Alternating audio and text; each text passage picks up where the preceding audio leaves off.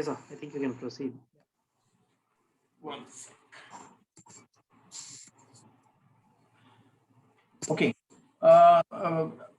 When we start this exercise, the first thing that we basically look at is the memorandum and articles of association to see whether the memorandum has a clause that permits the either the demerger or the amalgamation or the scheme of arrangement. Generally, we call it as a scheme of arrangement when we have 2 or 3 issues involved. If it's a plain scheme, vanilla scheme of amalgamation, then we call it as a scheme of amalgamation. But if it involves a demerger, amalgamation, and a reduction of capital, for example, if we collate 2 or 3 different arrangements or compromises into one scheme, we basically call it a composite scheme of arrangement because it acts like a single window clearance. Therefore, we call it as a composite scheme of arrangement. Now, once the memorandum clause permits us to amalgamate, then we look at the appointed date. What would be the appointed date based on what the client wants? Now, under the previous Companies Act, the definition of the appointed date was not there in the Companies Act. The current Companies Act has fixed it in section 232 subclause 6, where it has defined the appointed date. I'll just read it out for the information of everybody. 232(6). The scheme under this section shall clearly indicate an appointed date from which it shall be effective, and the scheme shall be deemed to be effective from such date and not at a date subsequent to the appointed date. Now, what is an appointed date? An appointed date is a date when the acquirer obtains the control over the company, that is the transferor company, acquires the assets and assumes the liabilities. Now, in this, the Supreme Court in a Marshall and Sons case, I'm sure you would know about it being tax practitioners. Bharat, can I have that case up?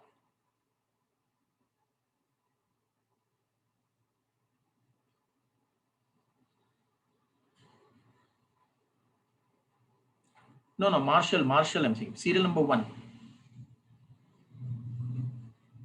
Yes. In this matter, the Supreme Court clearly held, though it was a tax-related appeal that went up,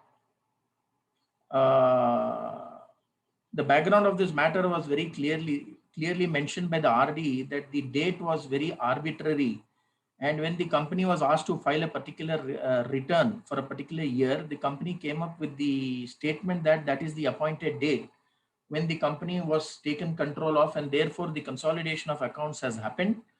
And therefore that has to be taken as the appointed date. The High Court dismissed that, and thereafter the Supreme Court, just come down to the last page, Bharat.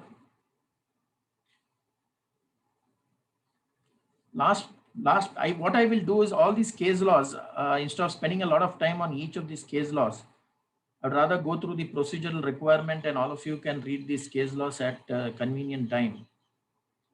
Now, at this para, the Supreme Court very clearly held every scheme of amalgamation has to provide a date with effect from which the amalgamation or transfer shall take place. The scheme concerned here does so provide, that is January 1, 1982. It is true while sanctioning the scheme, it is open to the court to modify the said date and prescribe such date of amalgamation or transfer as it thinks appropriate in the facts and circumstances of the case. If the court so specifies a date, there is little doubt that such date would be the date of the amalgamation or transfer. But where the court does not prescribe any specific date but merely sanctions the scheme presented, it should follow that the date of amalgamation is the date specified in the scheme as the transfer date. It cannot be otherwise. Therefore, the appointed date was clearly held as the date of acquisition, which would need to be there in the scheme. Now, the question generally asked is, what is an appointed date and what is an effective date? Now, when we draft the scheme, like I said, the appointed date is a date when the acquisition takes place, and the effective date is the date that we file the sanction of the court before the registrar of companies. I think the e-form is called INC 28. That is the effective date when the transfer takes effect. People generally get confused with both these dates. The effective date is when the transfer takes effect, but the appointed date is a date prior to the effective date when both the companies have decided that the acquisition will happen with effect from that particular date. And during the time from the appointed date till the effective date, the business that the transferor company runs would be run on the basis of a trust, in the sense that it would be running it on behalf of the transferee company on trust, because the management control would not have moved in till the effective date. Now, a question is asked, can the date be a futuristic date? I mean, is it a date which is prior to the effective date, or can it be a date which is not given? For that, there was a case, Equitas Finance Limited. Now, in this matter, what happened was, it was an NBFC company in microfinance, and they had gone to the Reserve Bank for an in-principle approval. And the Reserve Bank said, subject to you getting the approval of the NCLT, we would not be able to give you the license. So in the scheme, what they did was, they did not fix the appointed date, but they said that it would be within, I think within 30 or 45 days from the date RBI gives us the approval. So in this case, the scheme did not fix any fixed date, and the regional director raised an objection that there is no effective or appointed date, and therefore the scheme is not been tied in with the effective date, and this is a moving date. The NCLAT in Chennai held, come down to the last paragraph, Bharat.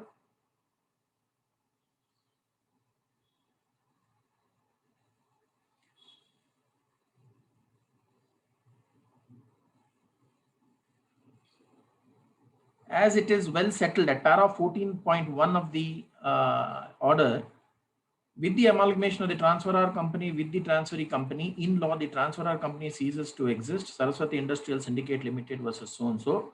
Having said so, can it be said that while a scheme of amalgamation may be sanctioned, the actual date of amalgamation may be delayed till such time the necessary prerequisites are fulfilled? In my opinion, a perusal of 394 gives such leeway to the court. Sanctioning of a compromise or arrangement does not necessarily fetter the court from delaying the date of actual amalgamation. In this case, the amalgamation is dependent on issuance of a banking license by the RBI, and in turn, the issue of license is dependent on this court sanctioning the scheme. Therefore, the court held that the futuristic date, which may be a moving date and is dependent on the RBI approval date, can be given, and there is no legal bar on this. Now, coming again to the appointed date, question is normally asked, does the court have powers to change the appointed date? Many people come to me and say, we have already filed the scheme, can I now change it? We say that this appointed date cannot be changed.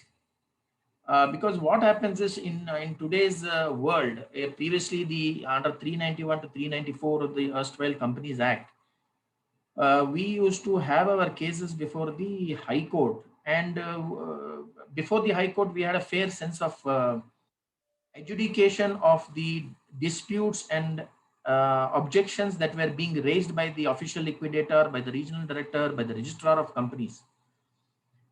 Under the current dispensation, like senior counsel Arvind Datar said in the Supreme Court, we have tribunalized our judiciary. Now what has happened is, the tribunal has become a further arm of the Ministry of Corporate Affairs. So what happens is, when the regional director raises these objections, we are back to the NCLT, and NCLT sends it back to the regional director for further clarifications. Now, with regard to whether the appointed date can be changed, in many cases, what has happened is, when litigants have gone back before the presiding officers, they have been told, either you withdraw the petition, because changing the appointed date would mean that the approval of the shareholders, the creditors, the regional directors, perusal of various records would need to be done again. Therefore, either it has to be redone, or you please go and get shareholders and creditors approvals once again, which basically means that you will have to restart the whole process.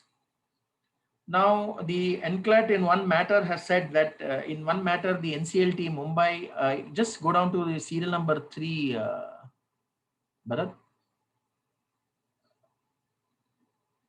No, 3, Assist Solutions. Next one.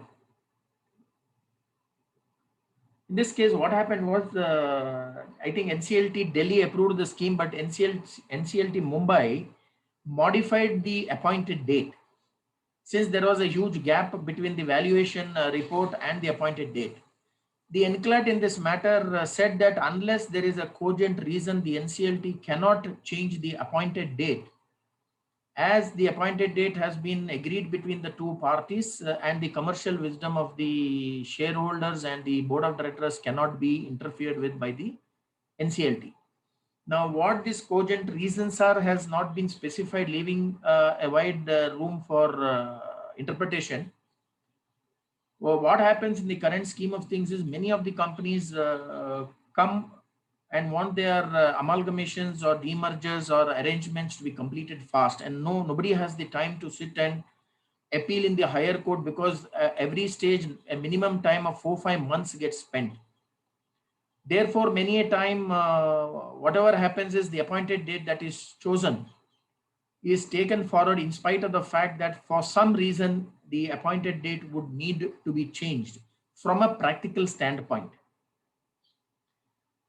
Now,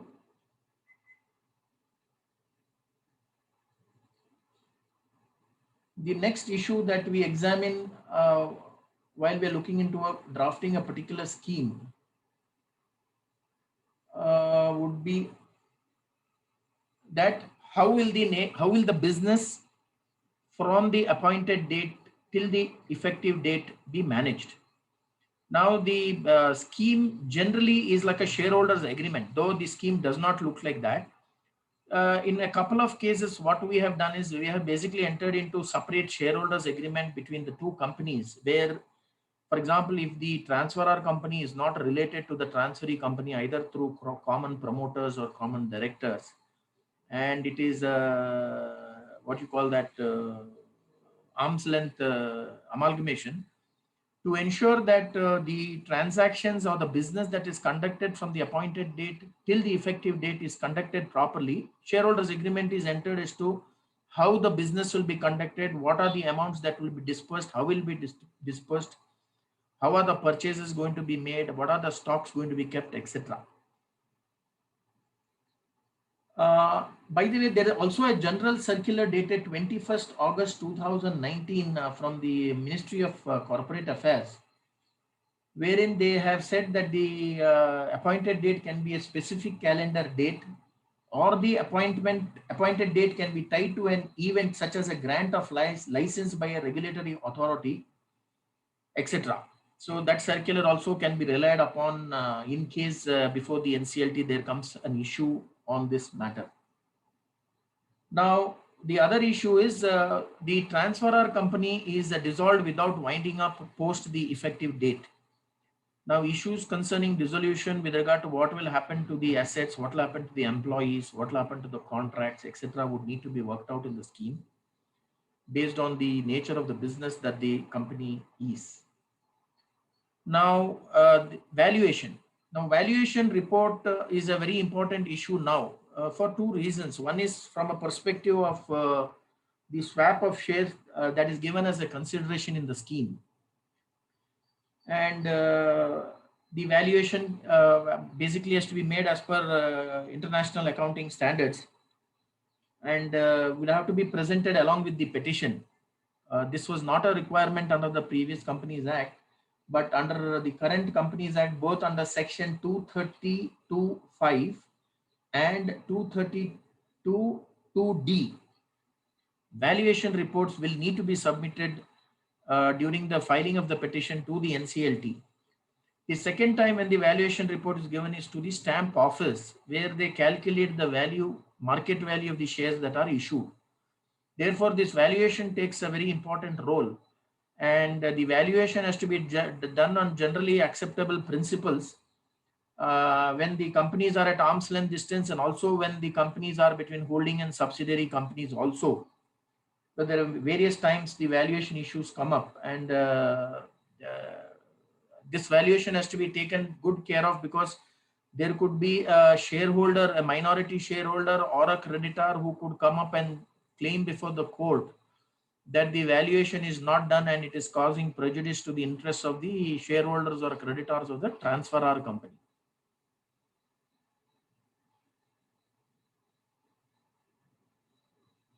Now, the second issue is would be on the stamp duty. If the companies are based out of two states, then the stamp duty implication will have to be seen, both with respect to the amount of stamp duty that would be paid in any one of the states, depending upon where the property is situated, because most of these states have a dual payment of stamp duty. It is actually a particular percentage of stamp duty on the immovable properties or movable properties together, or a percentage of the value of the issue of shares, whichever is higher. Now, in many cases, we have found advisors telling the companies to shift the registered office. For example, if it's more in Maharashtra or more in Tamil Nadu, the registered office of the companies gets shifted, and then the amalgamation or the arrangement is done in Karnataka, for example. So all the companies amalgamations get structured and centralized in one state, where the implication of stamp duty is very less. The next point that we see is, in case there are minority shareholders involved and through a scheme of arrangement, if we as advisors are seeing or looking at the promoters' interest, wanting these minority interest shareholders to be exited, then once the valuation is done, we normally ensure that the pricing for their exit is at about 20% more than the valuation report, to ensure that in case a dispute is raised by them in the court, we are always in a position to say that they are getting more than the promoters or the existing shareholders for an exit. Even otherwise, I think the Companies Act has already provided that a minimum percentage of 10% only would be able to object. But generally, what happens is, from an equitable consideration, when any objection is filed, the courts are not looking strictly at these sections, and they just ask us, why don't you just pay this gentleman off and be done with it, instead of continuing, because there is an apprehension that the gentleman could go on appeal to NCLAT and then further appeal to the Supreme Court.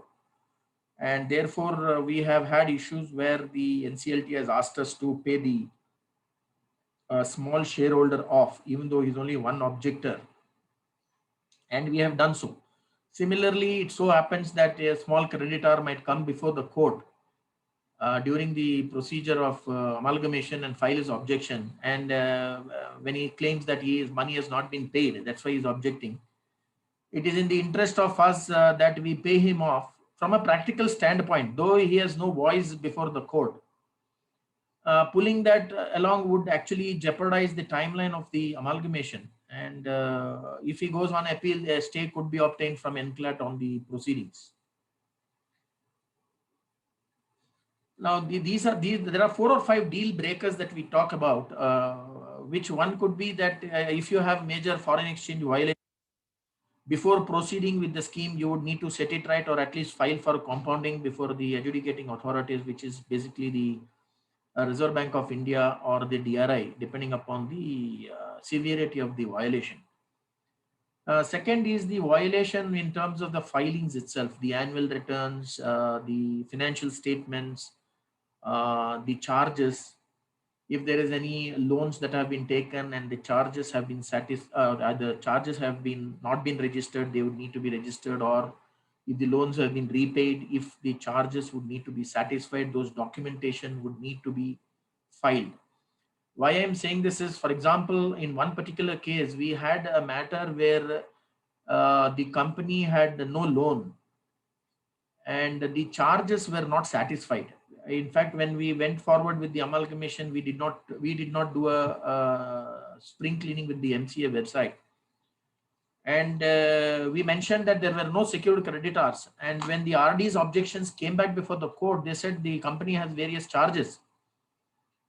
And it took us a little bit of time, because the NCLT insisted on us, though, that even though the loans have been paid, we had loans paid letters with us.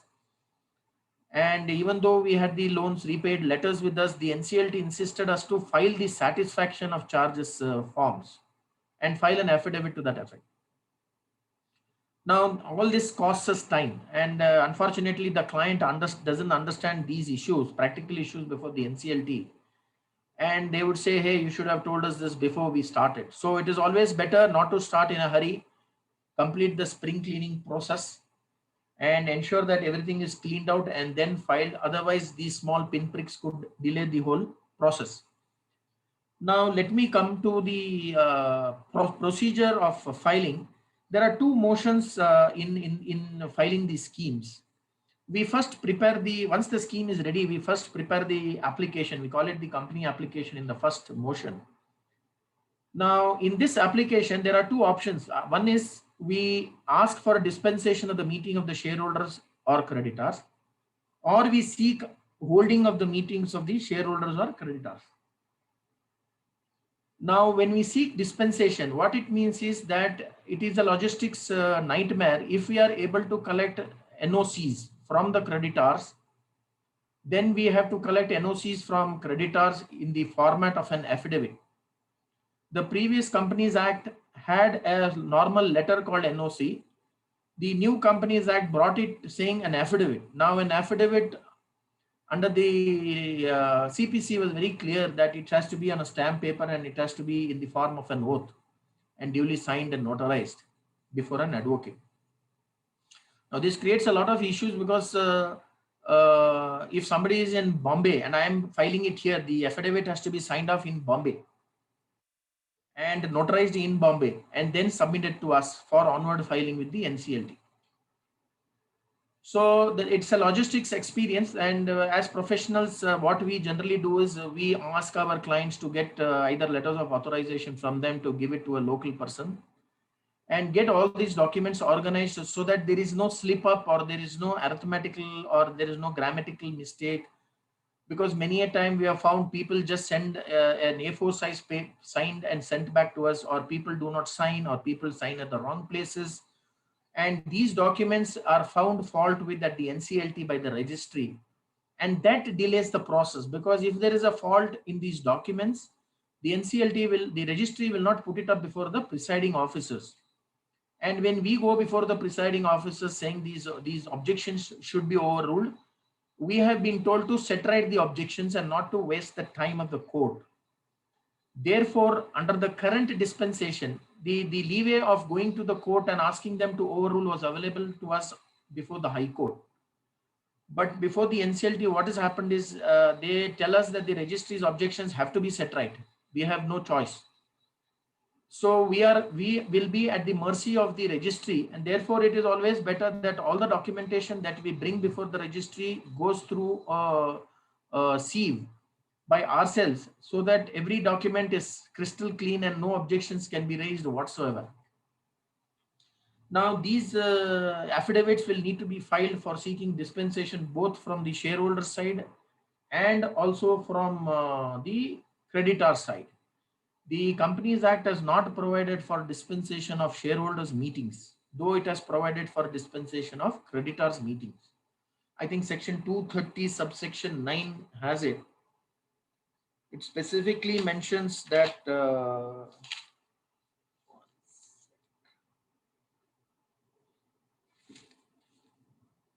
subsection 9 of section 230, the tribunal may dispense with calling of a meeting of creditor or class of creditors where such creditors or class of creditors having at least 90% in the value agree and confirm by way of affidavit to the scheme of compromise or arrangement. Therefore, 90% in value, if you get the affidavits, well and good. And but for shareholders, this particular section was not there. Therefore, when the NCLT initially started its proceedings, we had a lot of operational issues when we filed NOCs, because many of the NCLTs all over the country started rejecting it, saying hold a meeting. Currently, it has been relaxed. We are having places where we are being given the approvals dispensing with the meetings. Now, along with in case you are unable to get the dispensation, keeping in view the number of creditors and the logistics experience of contacting each creditor, then you would need to call for a physical meeting. Now, it could be a physical meeting or it could be through other audio visual means. now due to COVID-19, the OAVM process is working, and we have got orders. In fact, just before in March, when we had a matter before NCLT Bangalore, we asked them because the circular had come out in March end, and though a physical meeting was asked for initially, we went back and said we don't want to waste time, and we do not know when this pandemic will be over. And the court granted us OAVM, and then we went. Now in Bangalore, there are two agencies. I don't know in other places what agencies are there. There are two agencies in Bangalore that we work with. One is the NSDL. Second is Karvi Consultants. I think it's called KFin Technologies. These two agencies organize these meetings for creditors and for shareholders. So in case you have not more than 20-30 shareholders, I think NOCs can be taken for shareholders. And if there are more than 60-80 creditors, instead of chasing them, you can call for a meeting through OAVM. Now this audio visual means also is very simple, very complicated thing as it looks like. Once we appoint either NSDL or Karvi Consultants to be the agency, we would need to give them the list of creditors along with their email IDs. And once the notices are sent out, the agency sends that an email with a password to them to log in into the portal for voting purposes. So what happens is we keep the voting lines open 3 days prior to the date of the meeting that is been called for by the NCLT. And the creditors or shareholders are free to vote during those 3 days. And on the date of the meeting also, we ensure that people are present, even though they may have voted prior to that date itself. So therefore, we ensure, because normally, to be very frank, practically, it is impossible to get people into these meetings. It's like I used to tell the judge, I have to take a revolver and point it at each creditor, asking them, you have to attend. Because left to me, even if I am a creditor, I would not attend, because it's not my cup of tea. I would say, if you want to go ahead, go ahead. So I would say that absence is a form of consent. But these arguments are not flying before the NCLT currently. Therefore, it is always in the interest of the advisors like us that we go to the promoters and tell them that they have to make a push with the creditors and either get letters of authorization from them to the local people here, so that the local people who are authorized personnel can attend the meetings and represent these creditors and vote on their behalf. Therefore, the process laid down, ultimately 230 to 232 are all process driven sections. And once we complete the process, everybody is happy. The second issue here is that the chairman and the scrutinizer will be appointed by the NCLT in these meetings, and they are outsiders, rank outsiders. So it is furthermore important that we ensure that the documentation for the meetings, the documentations relating to the attendance, the documentation relating to the voting are all done properly, since these documents will be submitted along with the voting result by the agency to the scrutinizer and the chairman, based on which a chairman's report will be filed by the chairman before the NCLT along with the scrutinizer's report. Now coming back to the application, when we file the application, if we are seeking dispensation and we are filing the complete list of NOCs, which are about 90% for creditors and 100% for shareholders, we would basically give all the list of details with regard to the creditors and the shareholders to 3A certificates, and attach the NOC affidavits in the application claiming that we are seeking dispensation as the NOCs have been given. We place the latest audited financial statements. For example, if we go and file an application today, we would give the audited results for March 2020, and unaudited results for 2 months prior to the date of filing would need to be given. Now, why I normally say that is, what we do is we take a cutoff date for the list of creditors. We say the 2 months prior. For example, if you are on April today, we normally say 28th of February is a cutoff date. So we take an unaudited results on 28th February, and on 28th February, the trade creditors that we have, is the list that we will use and the list that we will give to the chartered accountant to prepare a certificate. And that list is used for collecting the NOC affidavits. Therefore, when the NCLT asks us, where is this basis come from? We say we have taken it based on the unaudited results. The chartered accountant has used that as the basis. Now, a question normally gets asked is, if you are taking it as on 28th of February, we are now on 28th April. Don't you think the creditors list has moved? And the whole list of creditors that you're showing as on 28th February has completely vanished with the new list. But unfortunately, as of today, this question has not been answered, because when in one matter, when I went to the NCLT and informed them that, see, I am presenting a list as of today. When you give me the consent to hold, I will present a list. That is the list. They asked me for a chartered accountant's list as of particular date. And then what happened? We spent, depending upon the chartered accountant who was giving us the list. In this particular case that I had one of the big five who were the statutory auditors of the company. And it took me 1.5 months to get that certificate from them, because they said they had to follow their own internal processes. Now the client was a little hurt, saying that this was never informed to them. Therefore, now the client keeps feeling hurt every time such things happen, without knowing that there are practical issues that are happening, and the law is evolving, and the presiding officers are evolving, we are evolving, the registry is evolving, and the whole ecosystem around this sections, people are evolving. Nevertheless, what we do is, instead of creating confusion, we say, yes, this is the list. So now there is no problem. The chartered accountant has already given his list. We say the list has tracked to the unaudited results 2 months back.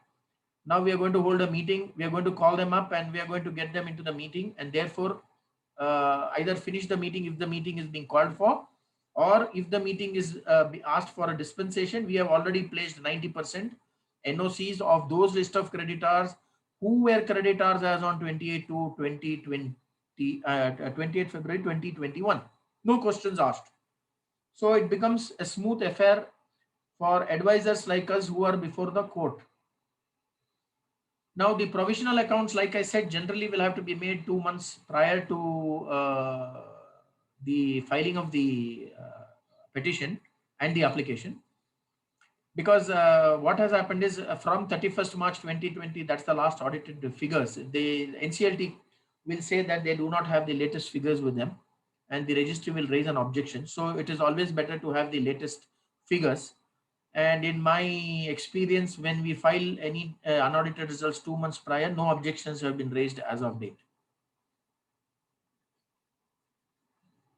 Now, in one particular case, NCLAT has held that merits of the matter cannot be decided at the application stage. In fact, it was, I think, in an iron ore matter in this company, I think they wanted to demerge the windmill business from their mineral business. And when the registry went through the notes to accounts, they found a lot of violations and cases that were being filed under PMLA and the customs department, etc. And the NCLT Bangalore bench held that since there are various violations, the violations would need to be set right for the company to proceed. So the NCLAT in this matter held that the NCLT has no business to look into the merits of the scheme at the application stage, because under section 230, the application stage is only for seeking holding of the meetings, so that the consent of the creditors and the shareholders are taken, to ensure that when the petition is filed, the court is aware and the statutory agencies who are involved in approving the scheme are aware that the consent of the creditors and the shareholders have been given. Now, this case law is MEL Windmills Private Limited. Bharat, can I have that up, please?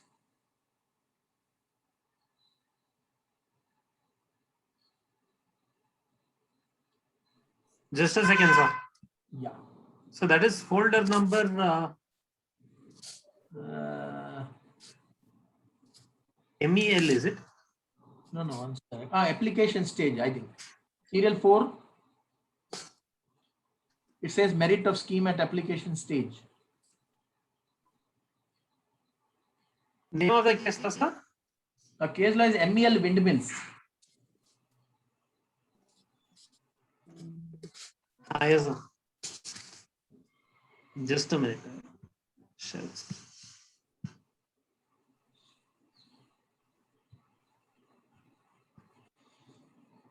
I'm actually coordinating between two laptops because I have nothing in writing before me.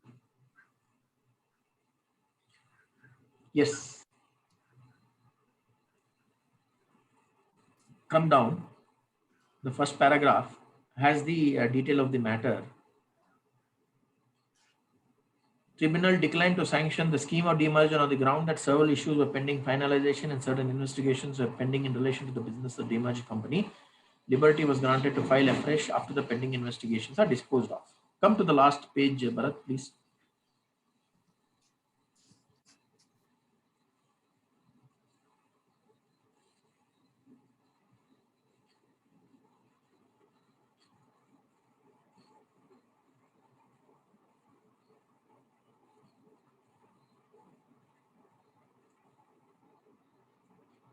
Yeah, so the NCLAT held, once the companies concerned approach the tribunal for sanctioning of a compromise or an arrangement, the tribunal at the very outset is required to order a meeting of the creditors or members to be held according consideration to the proposed.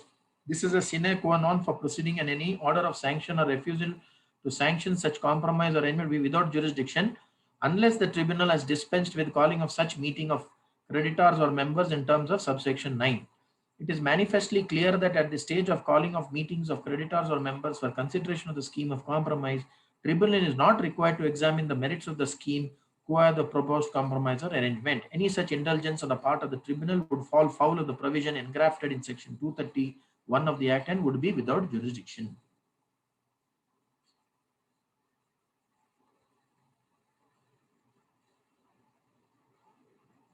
Therefore, at the application stage, one sec.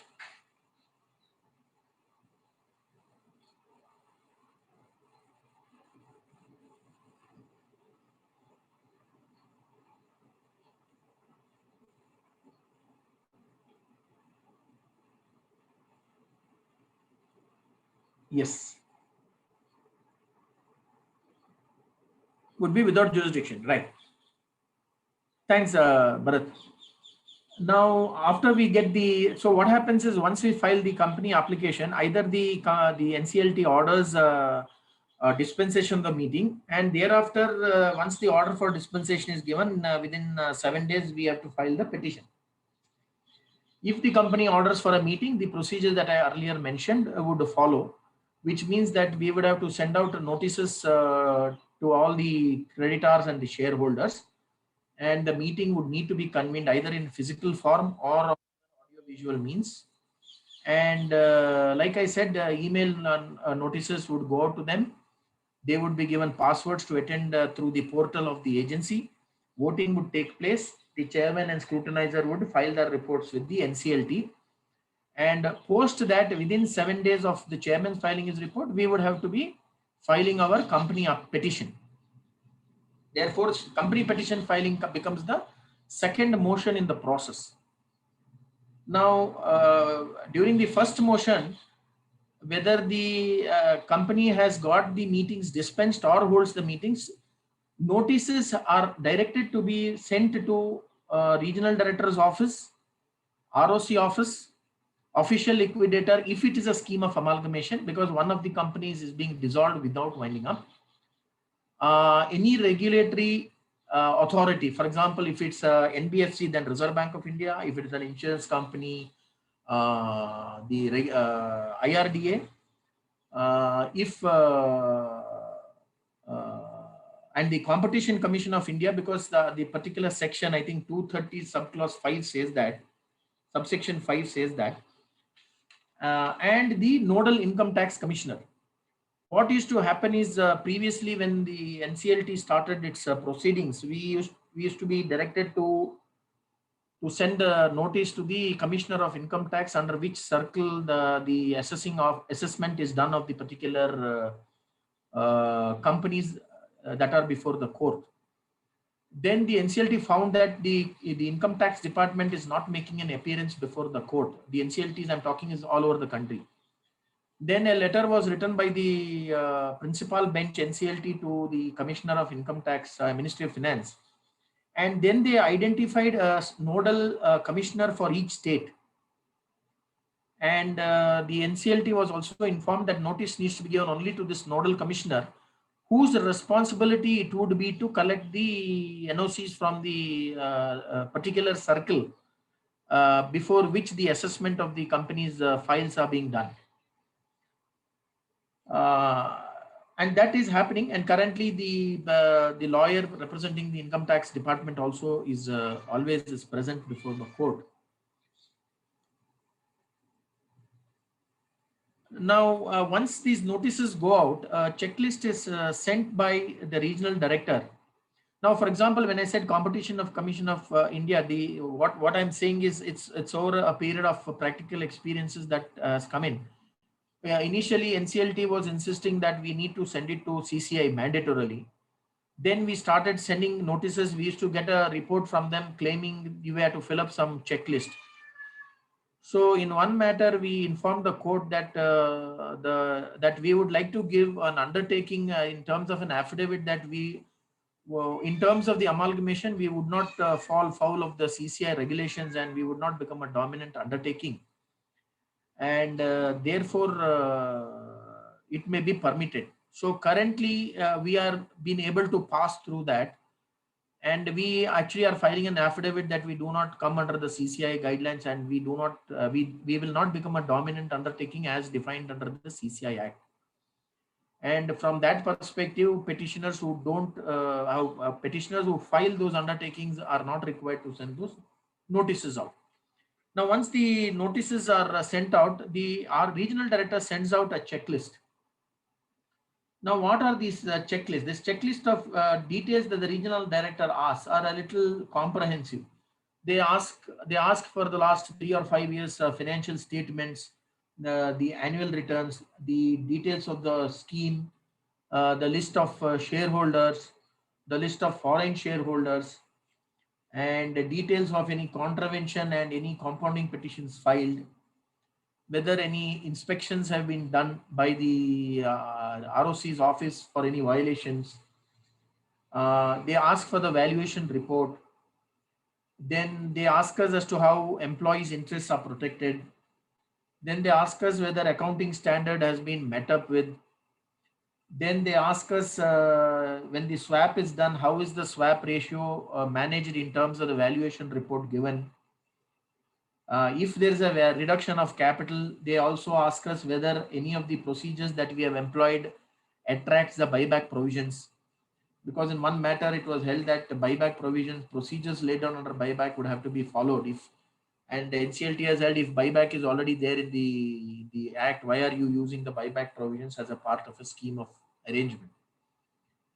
And whether the authorized capital is sufficient to meet up with the fresh issue of shares.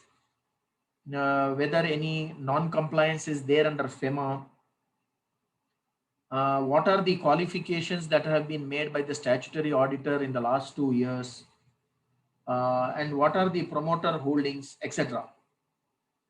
Now, based on these issues that are raised in the checklist, the other 2 issues that are recently cropping up are with regard to the CSR requirements and related party transactions. Basically, they pick out the same points that are mentioned in the notes to the accounts. Though the notes to accounts have detailed versions of the CSR requirements and related party transactions, since they find that list given, they basically ask as to how the compliances under the related party transactions have been done by the company. And therefore, just by giving or repeating the list given in the notes to accounts would not be sufficient. More information would need to be given as to why there is no conflict, whether the directors are only professional or their relatives are holding shareholdings, or the directors themselves hold shareholdings, and whether it's at arm's length and in the ordinary course of business, etc. Similarly with CSR, same information as to whether what is the amount of the percentage of profit that has been demarcated, what is the amount that has been disbursed, to whom it has been disbursed, and who are these agencies that has been disbursed, and why, if it has not been disbursed, why it has not been disbursed.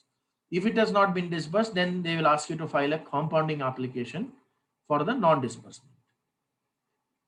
Now, what are the issues that are examined by the ROCs when the notices go out from the NCLT for their objections to be filed before the NCLT? One would be they would actually peruse the database of the companies in question and find out whether the annual accounts have been filed, the latest financial statements, the latest secretarial audit reports if it's mandated, the latest annual returns, whether there are any investor grievances involved, whether in the past any investigations have been done, any technical scrutiny has been undertaken, whether there are any pending prosecutions. And in addition, they will furnish their comments on the particular scheme. For example, in case they feel some aspect of the scheme is not meeting up with those 3 or 4 issues that the courts have held. Basically, it should not be against minority interest, it should not be against public interest, and it should not be against the interests of the company. Then they would have the authority to check. The registrar is also, being a public office, can also raise some mandatory issue related to FEMA, and they can say that they have found out that we are in the blacklist of the Reserve Bank of India, and we are using the scheme as a route to escape or evade some other issue. Then the courts would be a little cautious on proceeding with the scheme.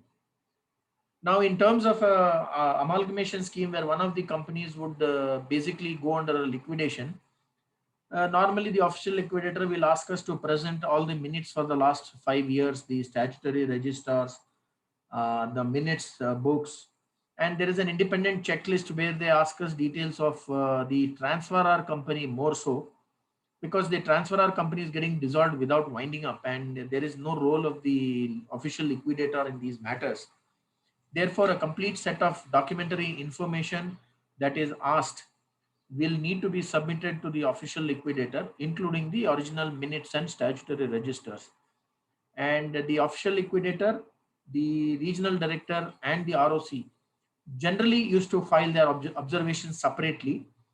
But thereafter, generally what happens now is the registrar of companies makes his report and sends it to the regional director's office. The regional director consolidates all the comments, including the comments that they have based on the checklist information that they have got, and then they put that in a report, send it to the registrar of companies, who file an affidavit before the NCLT on behalf of the regional director. The procedure thereafter is, once the affidavit is filed by the registrar of companies or the official liquidator, we are having a right to file our reply to the affidavit filed by these statutory agencies. We call it reply affidavits. So what happens is, for each of the observation made, we give our reply, which basically is in the form of an objection to their objection, that objection is not tenable, and the court has to adjudicate this matter when they hear us both before the full court. Now, unfortunately, when we were before the High Court, the adjudication used to happen before the court, when the affidavit filed by the ROC would be argued upon by us, item by item, along with the case laws, that the objection raised is frivolous and it is not germane to the scheme and the process involved under the Act. But currently, under the procedure being followed by the NCLT, what is currently happening, irrespective of the number of objections, if there is even 2 or 3 minor observations, the NCLT asks that the observations be sent back. That means the affidavit filed by the regional director, along with the observations made by us in our reply affidavit, be sent back to the regional director for their clean observation, which means we have to send it back again and possibly wait for another month or so. So from the fact of ensuring that the matters are adjudicated of these observations made by enforcement agency, these observations go back again to the enforcement agency, and by hook or by crook, we have to get a nil observation affidavit back from them. This is one pain point that will need to be observed as we move forward, because we have landed ourselves up into the hands of the bureaucracy through this process. At least this part previously was in the hands of the judiciary, and as practitioners, we were able to tell the court that the observations made are not tenable and would need to be overruled. But now the NCLT are, at least in Bangalore, and I think in Bombay and Chennai, I think they're doing fairly well. But in Bangalore, I think at this moment we are still moving ahead with the RD's affidavit and our reply being sent back to them for the final observations. But I'm sure this is going to change as we move forward. Once the final affidavit comes back from the regional director's office, the NCLT finally passes its orders. And the observations, if there are any, and after hearing us out, are still kept open in the NCLT orders, which normally here in NCLT Bangalore is the ROC is directed to ensure implementation. For example, if there is an observation that a company secretary has not been appointed by the company during this particular period, and we file a reply affidavit saying that we will undertake to file a compounding petition for compounding this offense, the order of the NCLT would have that the company is directed to file a compounding petition within the next 30 days post filing, and the registrar is directed to ensure the implementation. Now, what happens is the registrar, since it's an electronic form, he does not approve the form until these compounding petitions are filed before him. So in case there is a requirement where we want the form to be approved, the electronic form to be approved, to prove to somebody that the form is approved and the form is not pending for any observations or for it to come back for some other clarification, the registrar very clearly says that you will have to comply with some of the observations for which a direction has been given to the registrar to ensure implementation. Therefore, the companies are forced to comply with the compounding petitions, and they are filed either before the regional director wherever it's applicable, or NCLT, or the registrar of companies as applicable under the particular provision for which the compounding petition needs to be filed. Now,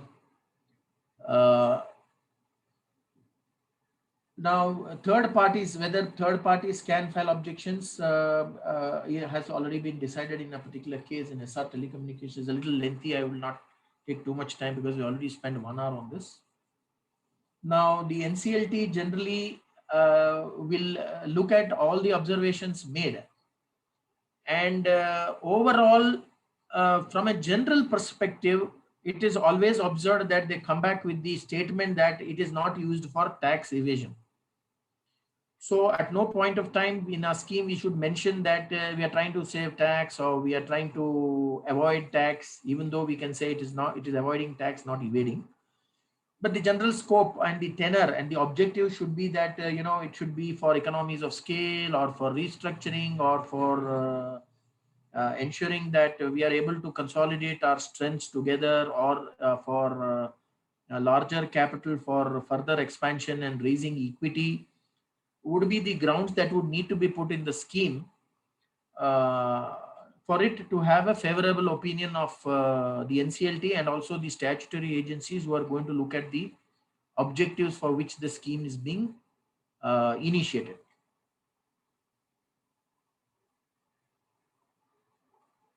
Now, post the orders coming within 30 days, we will have to file the orders before the registrar of companies. This is also, I think, provided in section 230, subsection 8. The order of the tribunal shall be filed with the registrar within a period of 30 days of the receipt of the order. Now, when I was mentioning earlier that a scheme of arrangement is a composite scheme, what I was mentioning is that when we bring in 2 or 3 other components into the scheme, we generally title it as a composite scheme of arrangement. For example, even though it's a scheme of amalgamation, we might put a clause where we will mention that we would like to consolidate the authorized capital of the transferor company into the transferee company. Therefore, it would form a part of a composite scheme because consolidation basically is not known in that sense from a particular section, though one particular section provides for it. I will take you through that a little later. Now, one is the consolidation of the capital. One can also have a change of name as a part of the scheme. Along with the scheme of amalgamation, one can have a demerger, one can have a reduction of capital, one can have a restructuring of capital wherein share par values of the shares could be changed. We could have various other things. For example, you could have objects clause to be changed. You could have a private limited company changed to a limited company, so on and so forth. That's why these are called being single window clearances. We call it composite scheme of arrangements.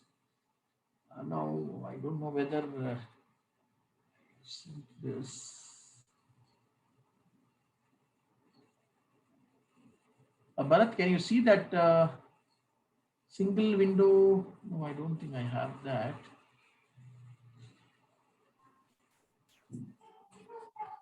Case law, sir. Yeah, the PMP Auto Industries, did I give it? I don't find it here.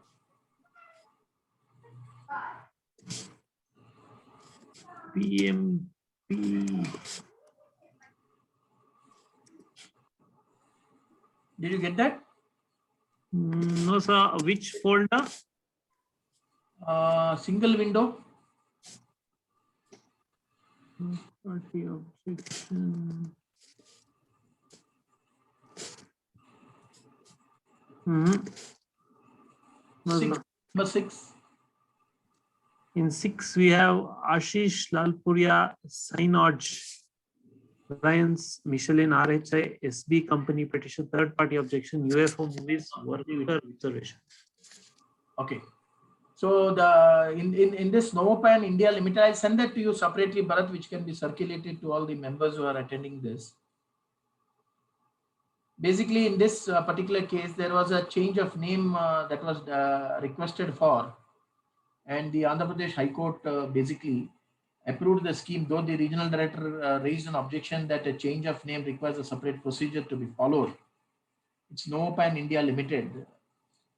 And so on and so forth. And the other case laws that I have, I'll not take too much time on this.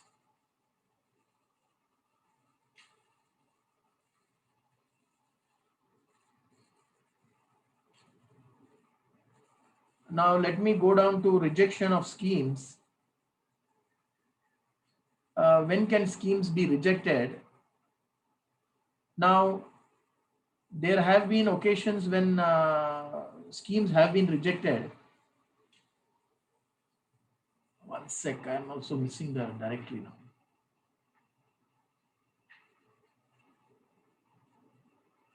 Do you have that rejection of schemes? Ashish Lalpuria and Sri Rama Multitech. Yes, sir. I think so. I've seen that. Wait. 1 minute. Yeah. I'm sharing the screen now.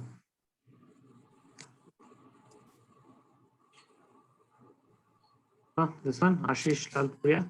Yeah. Can you come down, Bharat?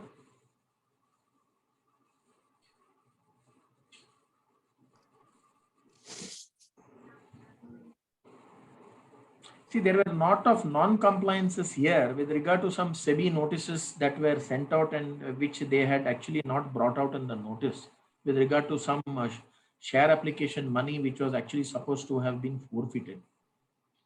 And the court here held that the grounds raised by the regional director seemed to be just and reasonable. Because what happened was one of the shareholders also raised the issue that the notice is not very clearly pointing out to the various violations. And therefore, on this ground, for non-disclosure of all the information, the scheme was rejected by the court. Can we now go to the next case law, Sri Rama Multitech?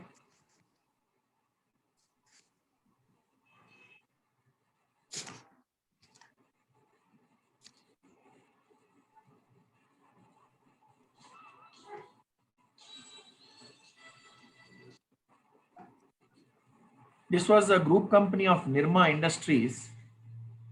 A similar case. Thus, from a reading of this, see, there was a SAT order where Nirma Industries was stuck with some proceedings. This information was not intimated, and these important details were not placed before the meeting of the shareholders.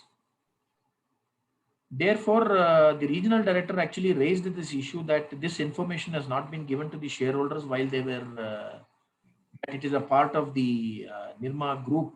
And by ensuring that they are not informed of this, there is a violation, and they are trying to evade the not getting the consent of the shareholders and creditors, and therefore the scheme has to be rejected.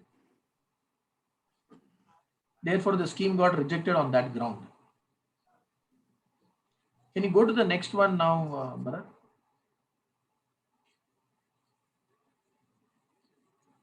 India Seamless.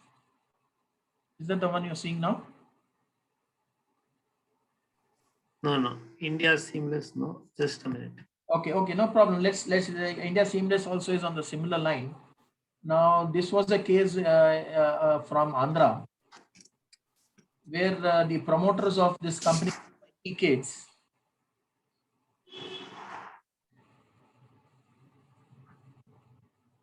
So I have it 1 minute. I'm sharing this.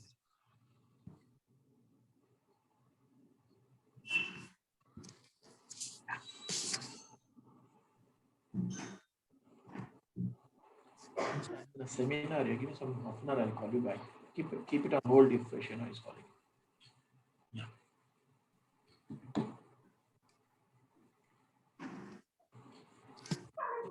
Which one is this?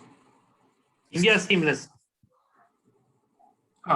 In this scheme, what happened was India Seamless had equity shares of Taneja Aerospace in its books. So it came up with a scheme where it said, I'm going to distribute the equity shares held in Taneja Aerospace to all the shareholders as a part of the scheme. The court held that this is basically a form of dividend, and therefore it should not be permitted because it falls foul of Section 123 of the Companies Act. And therefore the court rejected the scheme on this ground. Can you go to a Waiki Kids, Bharat?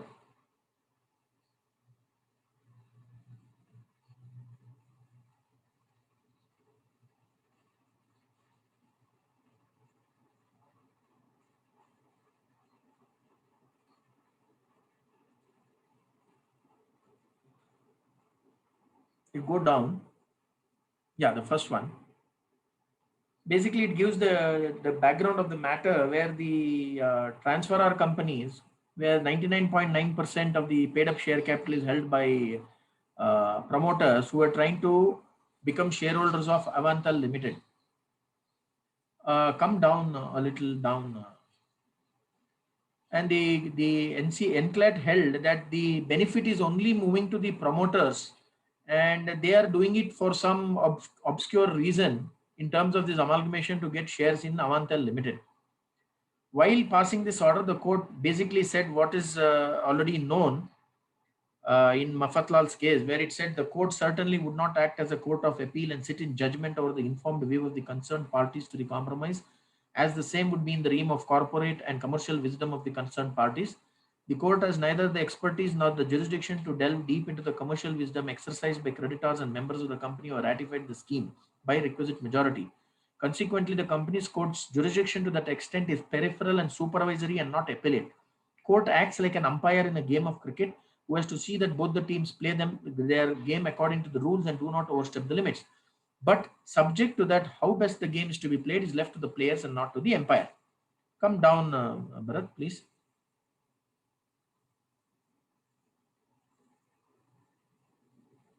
I'm just skipping many of the places. Therefore, there is no dispute that compliance under the law has been done. No objection from relevant authorities has been obtained. So we are not commenting on this issue. The conclusion arrived by the tribunal is on the basis of the reservation expressed on the valuation report, and that the valuation report will reserve an undue advantage to the promoter class. The first point they found out is that the valuation report is not okay, because the valuation report mentioned that they had not prepared the profit and loss account till 2015-16, as they would have capitalized many of the expenses. And the product they have mentioned is ready for launch, but nothing else was mentioned. And only on futuristic revenues, a valuation report was drafted out to ensure that the promoters got shares in Avantal Limited. So they said, even if the other compliances have been done, if the tribunal comes to a finding that it is done for some obstruse reason, then the tribunal would reserve its right to reject such schemes. And therefore that scheme got rejected.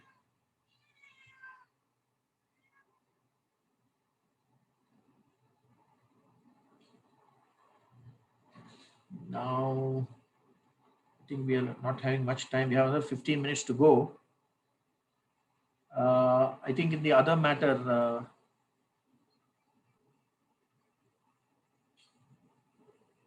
in the other matter, Winfield Agro Service, that is serial number 6.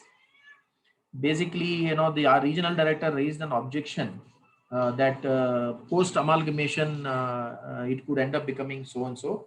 So, court, the Andhra Pradesh High Court held here that post amalgamation events cannot be taken into account for this purpose, and whatever happens post amalgamation, the company would be liable. But at the moment, the scheme per se has is not against the interest of the creditors, shareholders, and the public interest, and therefore it was allowed. Now, the next point that I am bringing up is, can an insignificant minority object? I have already covered it when I started it off, saying yes, they can. Even though a creditor or a shareholder may have given the NOC, one can't stop him from coming before the NCLT later on and saying, yes, I voted, but I found something today. I am filing my objections, and these are my objections. If he is able to lay down bona fide case out, either that it is not in the interest of the shareholders, or the valuation is not okay, or that a loss-making company is being merged into profit-making, based on which the net worth of the transferee company is going to come down, then we would be in a very sticky situation of explaining that background to the court. Under such situations, what happens is, even though we may have a German case, normally NCLT asks us either to pay the creditor off or buy the shareholder off. Third option is, if we have the time and the client agrees to it, we argue the matter and wait for the orders, whichever, and then go for a challenging that order before the appellate authority, which in this case would be NCLAT. Now, there are various case laws on exiting minority shareholders where, for example, ITW, Signode, most of you would be aware, Reckitt Beningster, Sandvik Asia Limited, where these listed companies came out of their listing, and there were a large group of shareholders in the unlisted companies where the multinational parent holding company wanted to take control, 100% control. So they wanted to edge out all the small resident Indian shareholders, and these schemes where they managed to give a value to the share that they were paying off to the minority shareholders, being in excess of the actual valuation report. The courts have held that they don't see any problem in this, because at the end of the day, it is corporate democracy, and the minority cannot demand that they have to continue to be shareholders in a company where they are not required. And as on date, if they are getting money's worth, just like other shareholders, they would need to exit with the value that is being given to them, so that the majority shareholder can continue to run the business the way that they desire so. Now, the next question that we normally get is, can an LLP be merged into a company? There have been two recent judgments. One is Real Image LLP with Cube Cinema Technologies. Can you take out that, Bharat, Cube Technologies?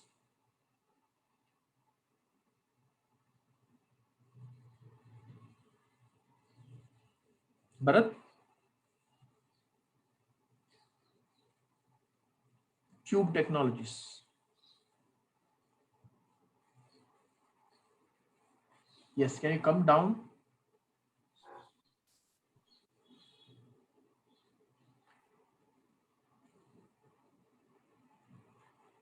Is this the last page? Uh,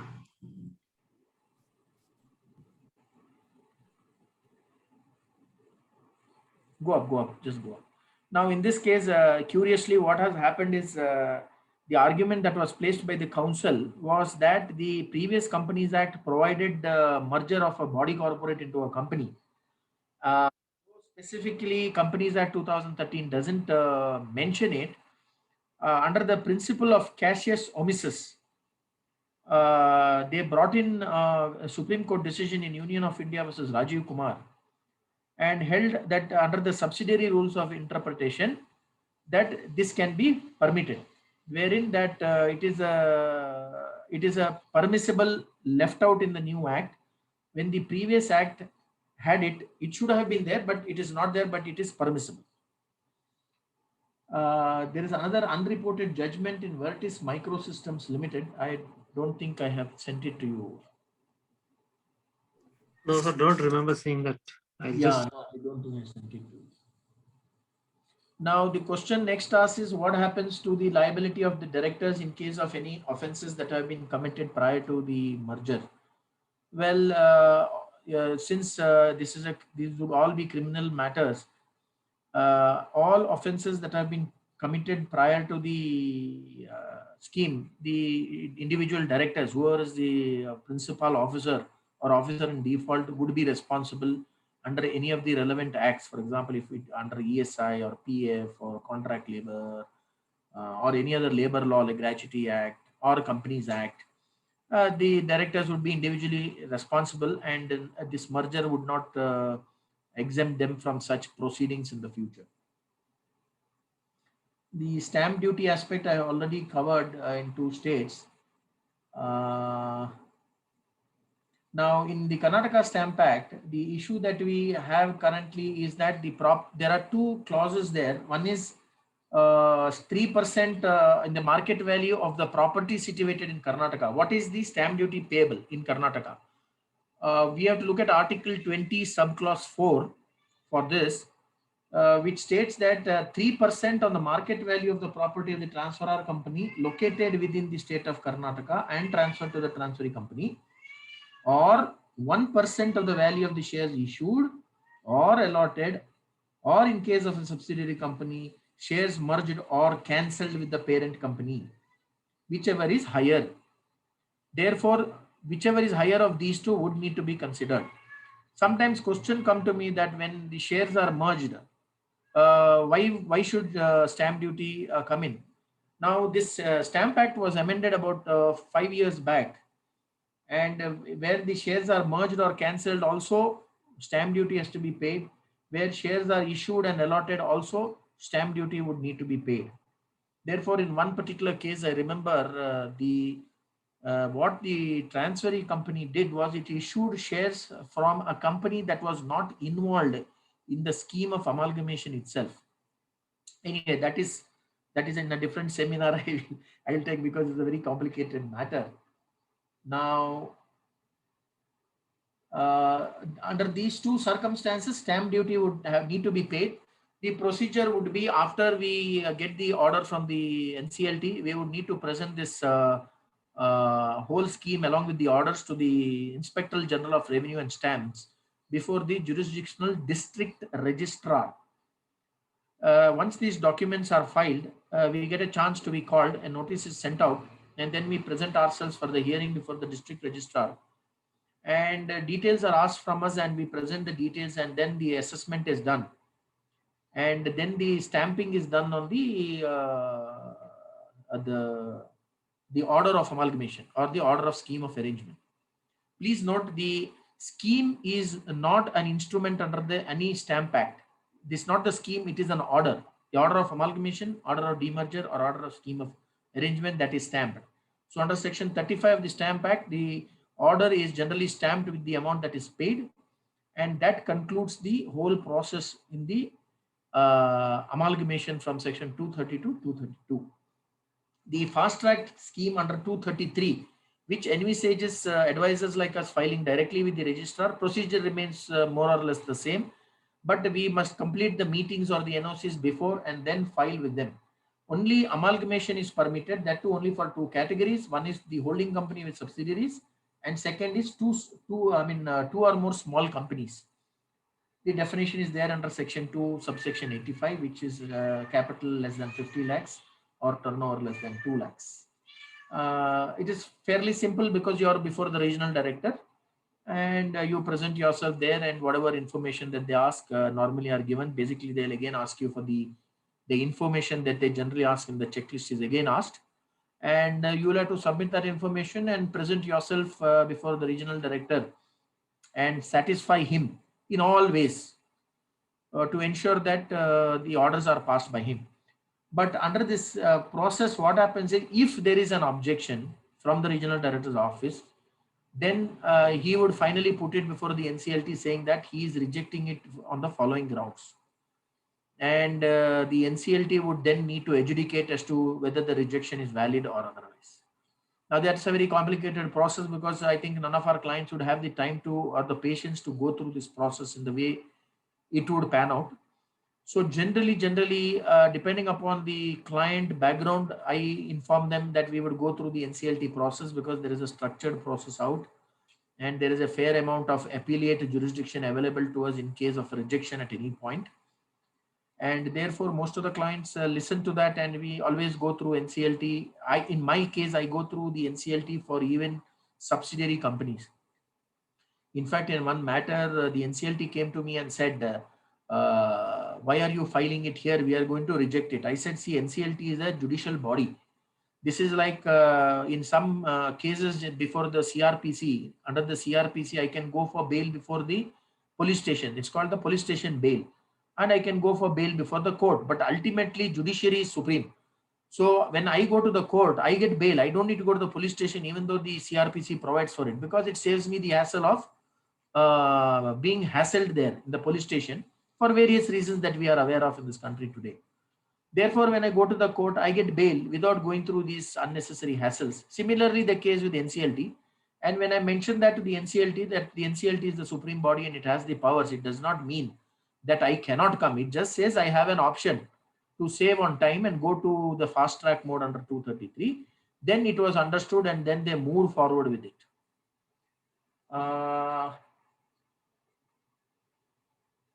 Now, some points like, treasury stocks cannot be created. That has been taken out, which we used to do earlier under section 233 subclause 10. Now, annual reporting. Now, section 232 subclause 7 has a clause with regard to the annual reporting to the registrar. So what happens is sometimes the implementation of the scheme possibly could take more than a year. So therefore, it is very important that the notes to the accounts should mention the progress of the scheme, and if it is complete, it is complete. If it is not complete, intimation has to be given to the registrar as to if there is something pending with relating to any of the loose ends that are pending before the completion of the scheme in toto. Now, the last item is whether merger orders or schemes of arrangements, a recall can be made. For example, we might get a sanction and then the client might say, I'm not going ahead with it. What do I do? Well, personally, I have gone and got an order. But what happened is in one case, in Anand Electronics case in Tamil Nadu, the High Court actually rejected, saying that the scheme has been sanctioned and you have no choice. Since the approval has already been filed. He said the orders I cannot be rescinded because though we asked, though the litigators asked for the recall of the order, it was appealed. In the division bench, they said you file an application for non-implementation. So the application was filed for non-implementation of the scheme, and that non-implementation order was allowed by the High Court. Now, such new matters have not come before the NCLAT as yet because the law is still evolving. And as time comes, we may end up having a lot of these matters coming up before us. I therefore would like to close this since I think I've already spent 1 hour 28 minutes. I leave this floor open now for any questions.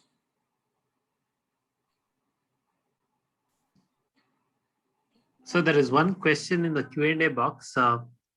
Please share citation or name of the case of exit to minority where it is held that they cannot enforce to be shareholding in resulting company. So are you able to make something of the question? I'm not able No, to. I can't see the question. So if you just see the Q&A box. Should I click on that? Yeah, if you can just click on that.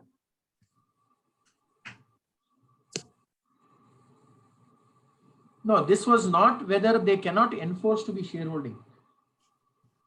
I said when the minority shareholders are being exited in a scheme of arrangement which involves a reduction. Have I sent this case laws to you? One sec. So name, sir, which is ruling. Exit of minority.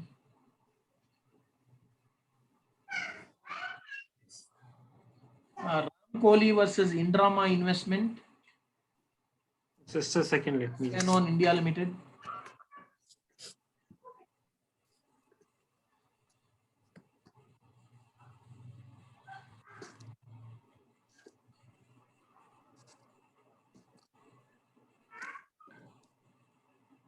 No, sir.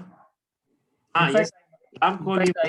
I myself have a case which I had in Karnataka High Court, where we had such a reduction along with the, I think, amalgamation and demerger. So that also I will share it possibly tomorrow with you. This is that ITW Signaud India Limited. Beckett Beckinster Sandvik Asia Limited. So Ram Kohli, I'm able to find. You want me to share the screen? No, it was as a part of that. Let me just see. Yes, sir. Yes. Exiting minority shareholders was the topic in that. Yes, let me just share this. There are some 5 case laws there. Yes, I am. I think you can share it with the gentleman concerned, or maybe all the participants can get these case laws. Yes, sir. Yeah. Yeah. I'll share this. I'll share these rooms. Yeah. So that here basically all the shares were delisted, vagera, come down. See, what happens is these case laws come up only a shareholder comes before the court, objects, and it goes on appeal. Otherwise, if for example, if I had a scheme in the Karnataka High Court, nobody objected, so it went through.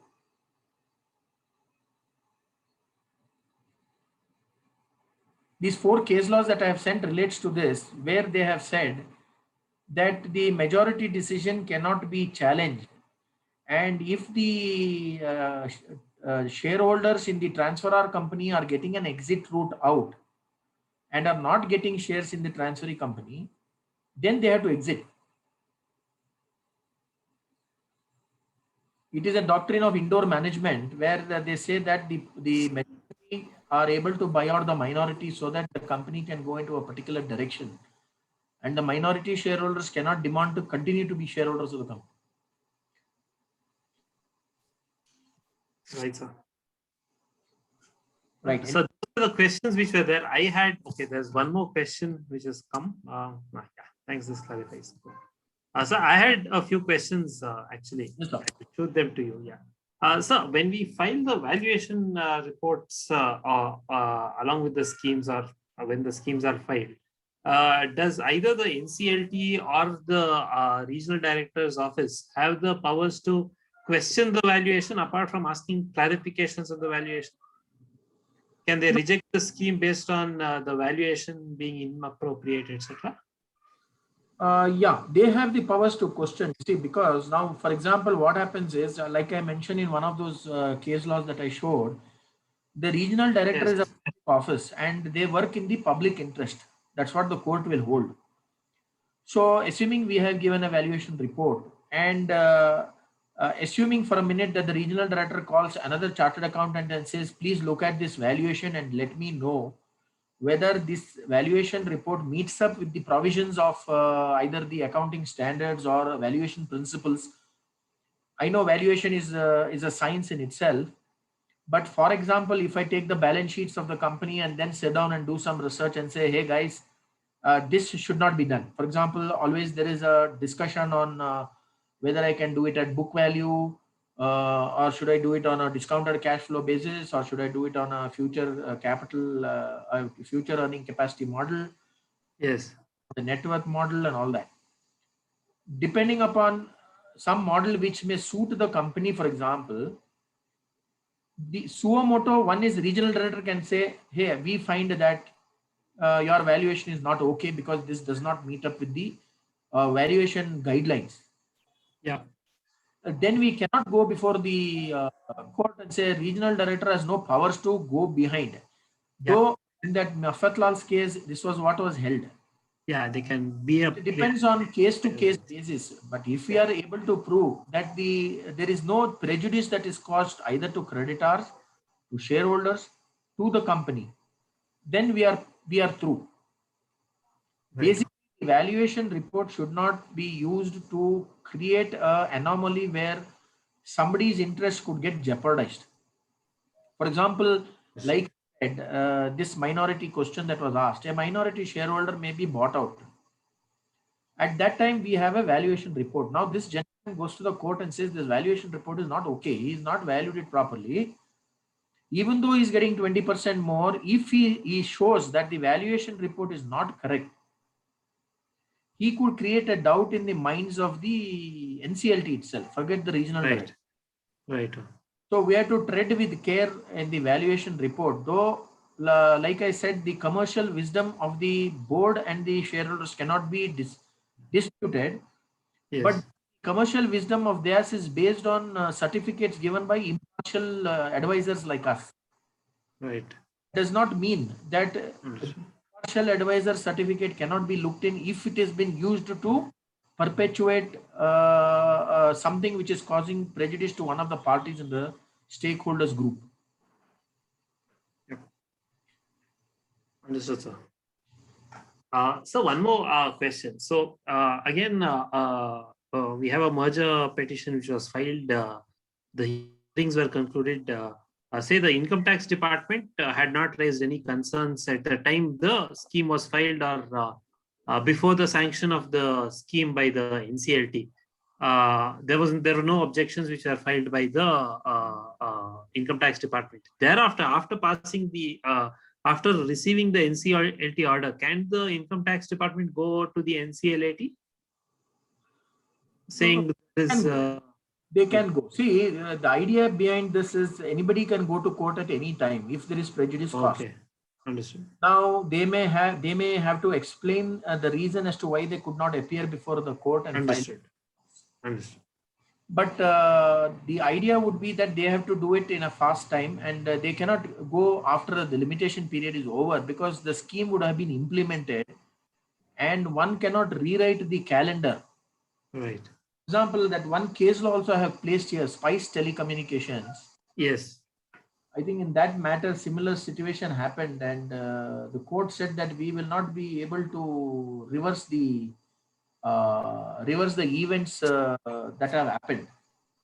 Understood. Okay. So therefore, the income tax department can come, and depending upon what they are going to point out. For example, if they blatant violations, yes, then either the scheme could get modified or amended, or depending upon the violations, they may leave those questions open for the income tax department to adjudicate when it comes up for assessment.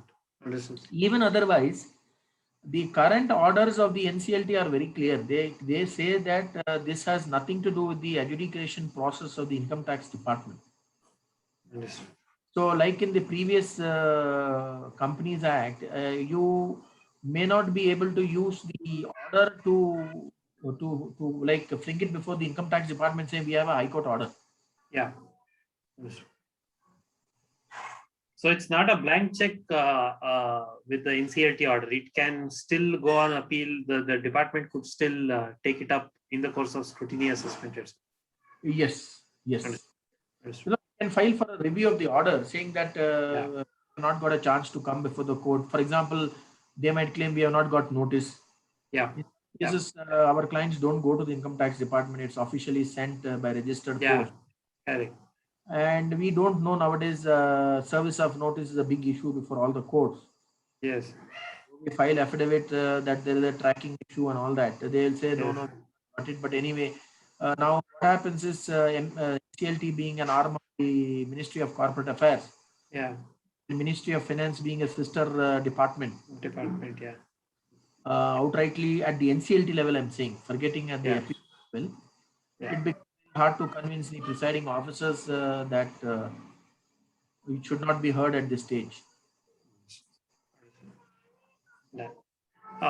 So one more set of questions, basically. So in the company's compromise and arrangement rules, there is this rule 25A which was introduced for cross-border mergers. Have you seen that in practice happening, or are they still on the statute book as of now? No, I personally have not handled, but I Yeah. think in Mumbai it has happened. You're talking about a foreign company and an Indian company merger. Correct, sir. Correct, sir. Correct. Correct. Yeah, I think that has happened. Okay. And they've sanctioned the schemes there, sir? There must be, to be very frank, I remember reading one matter, but I don't have it currently with me now. Understood. But it was sanctioned. It was something which they are aware of, and they are doing it, so to say. Sure, I'll do one thing. If I get this case law by tomorrow, I'll send it out to you. So fine, that's okay. But this is something which has been effected, and the NCLT is cognizant of these provisions, and they are implementing it in their full force. Can we say that they are still learning days, like you said? Yes, no, because Section 234 already provides for it. Yes. So I don't see any roadblock to that. Okay. Basically, it's just like filing a scheme in any other state. For example, in the United States, if there is a company and there is a merger, yes, they follow the procedure there, and possibly in 1 month's time, they get an order out from the local department or wherever that process is involved, depending upon yes, whether it is a C corporation or a S corp and all of that. Yeah, S corp and all that stuff. yeah, yeah. And then we come and place it here and say, see, this department, which is the statutory authority for mergers there in so and so county and so and so city. Yes, yes. Filing our petition here, this may be given, and we follow the same process. Maybe spend 4 months in the process and then come back and say, yes, we have got the order. Wow. Don't see any roadblock on that. Understood, sir. Understood.